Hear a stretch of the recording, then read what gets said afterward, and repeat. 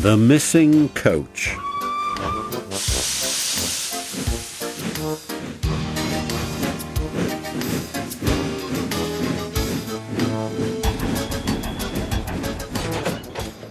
Soon, workmen came to give the twins their numbers.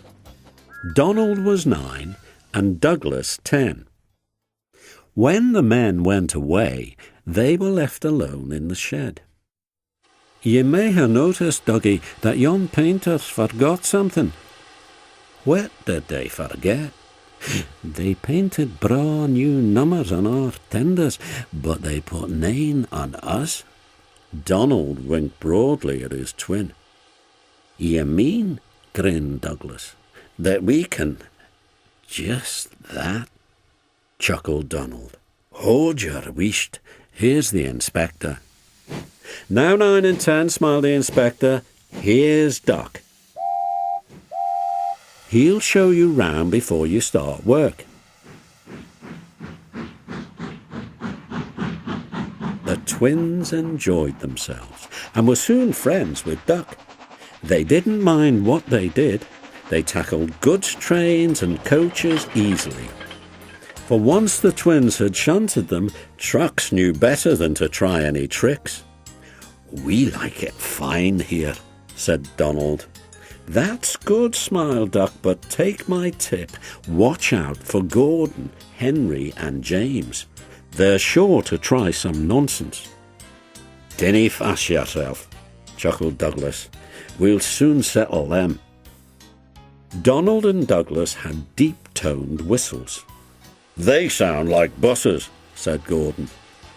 "Or ships," sniggered Henry. "Tugboat Annie," laughed Gordon. "Ha, ha."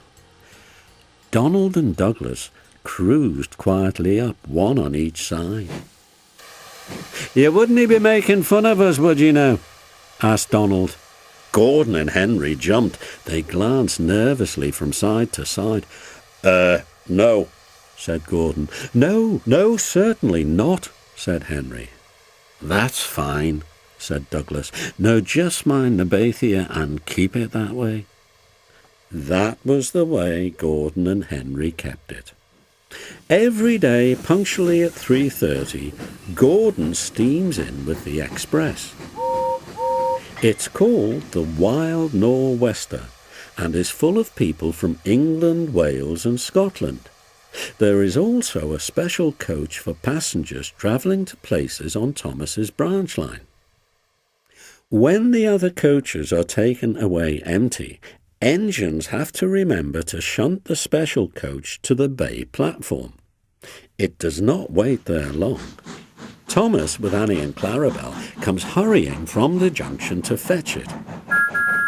Thomas is very proud of his special coach. One afternoon, Douglas helped Duck in the yard while Donald waited to take a goods train to the other end of the line.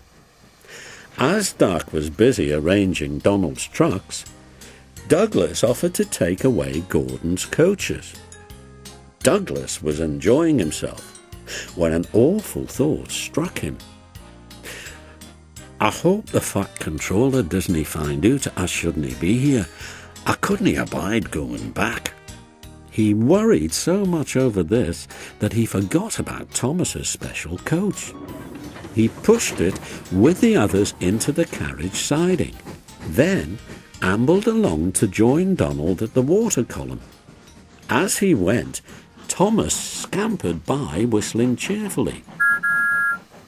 Soon Thomas came fussing. "Where's my coach?" "Cooch?" asked Donald. "What cooch?" "My special coach that Gordon brings for me. It's gone. I must find it." He bustled away. "Losh sakes," said Douglas. "I maun ha' stowed the special cooch with the others." "Do you see that?" exclaimed Donald's driver.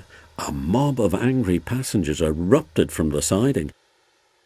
"They're complaining to the Fat Controller. He'll be coming here next."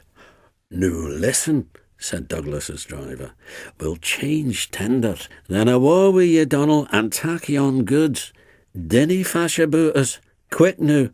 Do as I say. The Fat Controller and 3 passengers walked towards them, but Donald, with Douglas's tender, 10, was out and away with the goods before they came near. Douglas and his driver waited with innocent expressions. "Ah," said the Fat Controller, "number 9, and why have you not taken the goods?" "My tender is a war, sir." The driver showed him the tender, still uncoupled. "I see.